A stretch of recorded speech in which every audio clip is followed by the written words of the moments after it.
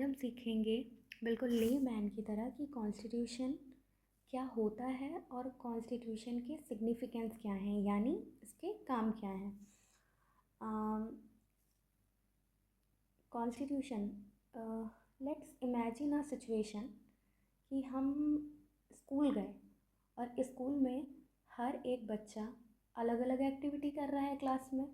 जिसका मन आ रहा है सिंगिंग करने का वो सिंगिंग कर रहा है, जिसका मन आ रहा है डांस करने का वो डांस कर रहा है, और किसी का मन है बातें करने का तो वो बातें कर रहा है। तो बताइए आप क्लास में पढ़ता कौन बैठ कर के? तो ये जो स्कूल का एक रूल है कि हमें जब क्लास चल रही है तब पढ़ना है बैठ कर के, और एक डिसिप्लिन मेंटेन करना है।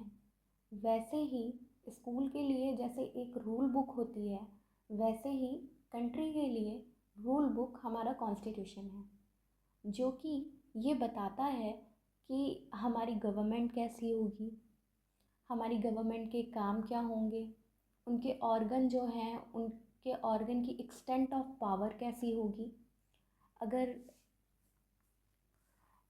हमारी गवर्नमेंट सिटीज़न के साथ में कैसे बिहेव कर सकती है, उसकी लिमिट्स क्या हैं। और वो ये भी बताता है कि हम सिटीज़न और सिटीज़न के बीच में कैसे रिलेशंस होने चाहिए। और ये हमारी नेशनल यूनिटी को भी प्रमोट करता है। तो अगर हम कॉन्स्टिट्यूशन के सिग्निफिकेंस देखें तो सिग्निफिकेंस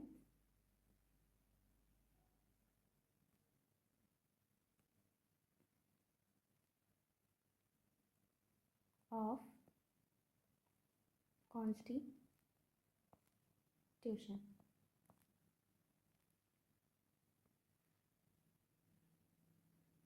provides a framework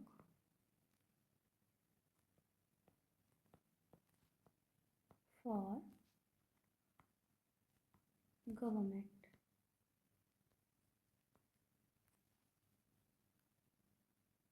तो इसमें क्या होगा, स्ट्रक्चर ऑफ गवर्नमेंट हो गया,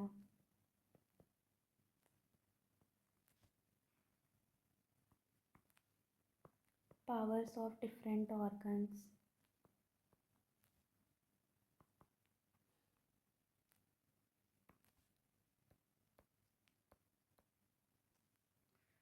दूसरा काम इसका क्या है, प्रोटेक्ट्स द फंडामेंटल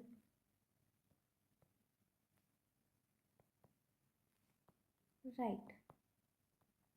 इसका सबसे सिग्निफिकेंट काम है प्रोटेक्ट्स द फंडामेंटल राइट।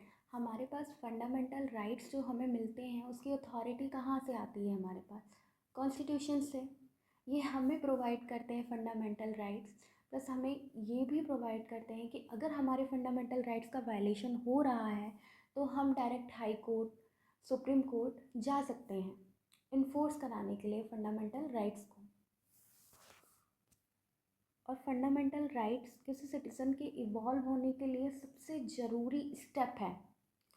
तो सबसे अगर सिग्निफिकेंट काम कोई बोले कॉन्स्टिट्यूशन का तो मुझे तो लगता है कि protects the fundamental rights, maintains, third point, balance of power.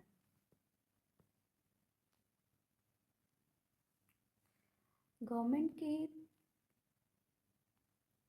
जो डिवीज़न हैं, स्टेट के डिवीज़न 3 डिवीज़न होते हैं, जैसे नहीं सॉरी हैं लेजिस्लेचर, एग्जीक्यूटिव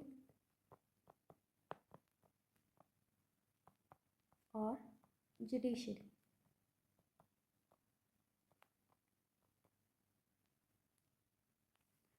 तो इनके बीच जो बैलेंस ऑफ पावर होता है वो कौन मेंटेन करता है, वो मेंटेन करता है कॉन्स्टिट्यूशन। कॉन्स्टिट्यूशन मेंटेन करता है कि इनकी क्या पावर्स होंगी, इनके बीच डिस्ट्रीब्यूशन करता है पावर्स का, ताकि कोई डिस्प्यूट ना हो सके पावर्स के रिगार्डिंग। कि ये पावर्स हैं कि नहीं हैं उनके पास में। और फोर्थ पॉइंट है promotes the unity and diversity.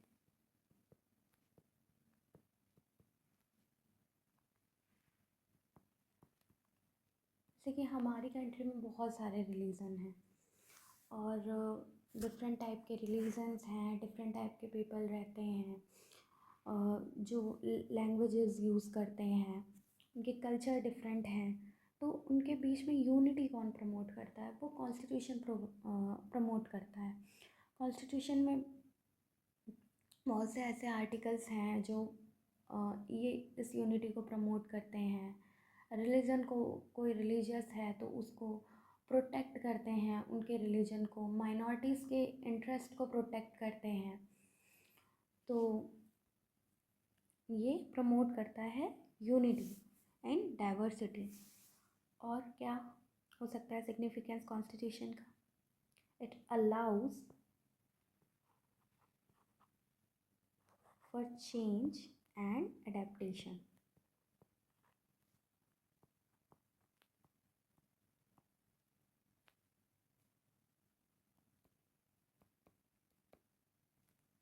हमारी कई ऐसी नीड्स हैं जो इंडिपेंडेंस के बाद से लेकर के अब चेंज हुई हैं। कंट्री ने बहुत ज़्यादा प्रोग्रेस भी करी है इंडिपेंडेंस के बाद से। तो अलग अलग स्फीयर में अब रूल्स को चेंज करने की ज़रूरत है। तो अगर कॉन्स्टिट्यूशन रिजिड होगा जिसमें हम चेंज ही नहीं कर सकते तो हमें कॉन्स्टिट्यूशन नया बनाना पड़ता है। लेकिन हमारा जो कॉन्स्टिट्यूशन है, कॉन्स्टिट्यूशन मेकर्स ने ऐसे डिज़ाइन किया कि ये अडेप्टेबल है चेंज के लिए। यानी हम सोसाइटी की नीड्स के अकॉर्डिंग उसको चेंज कर सकते हैं। जैसे कई लॉज हैं, जैसे एविडेंस लॉ है। अब क्योंकि डिजिटल प्रूफ भी हो गए हैं, हम डिजिटल प्रूफ भी दिखा सकते हैं। कोई क्राइम हो गया उसमें हमें डिजिटल प्रूफ दिखाना है। लेकिन हमारा जो एविडेंस एक्ट था पहले वो अलाउ ही नहीं करता था, क्योंकि पहले इतना था ही नहीं डिजिटल प्रूफ का। तो अब अगर उसे दिखाना है, डिजिटल प्रूफ को प्रूफ के तौर पे पेश करना है, तो हमारे कॉन्स्टिट्यूशन में वो होना तो चाहिए। तो वो चेंज कैसे होगा? वो कॉन्स्टिट्यूशनल अमेंडमेंट से होगा, कॉन्स्टिट्यूशन को चेंज करके होगा। तो इसी वजह से ये अलाउ करता है चेंज और अडेप्टेशन।